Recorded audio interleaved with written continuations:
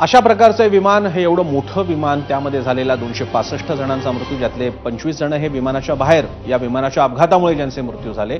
पण हा अपघात नेमका घडला का, हा प्रश्न प्रत्येकाच्या मनात आहे. त्याचं अचूक उत्तर आता तपास पूर्ण झाल्यावरच मिळेल. मात्र काय झालं असावं आणि ब्लॅक बॉक्सचं महत्त्व काय असतं, याबद्दल आम्ही महाराष्ट्र सरकारचे माजी चीफ पायलट आणि ज्यांनी याबद्दलचं डीजीसीएच्या बाबतीत सुद्धा सल्लागार म्हणून काम केलेले ते संजय कर्वे यांच्याशी सविस्तर बातचीत केली.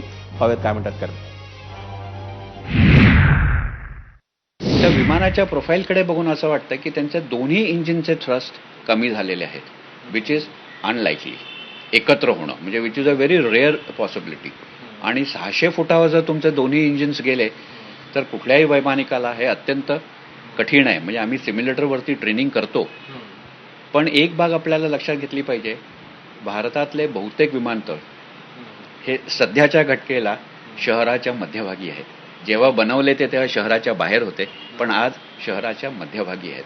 त्यामुळे बाजूला उत्तुंग इमारती, भरपूर वस्ती, या गोष्टीला इलाज नाही आहे.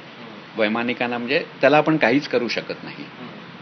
एक विचार असा होऊ शकतो की दोन्ही इंजिनचा थ्रस्ट एकदम कसा जाऊ शकतो.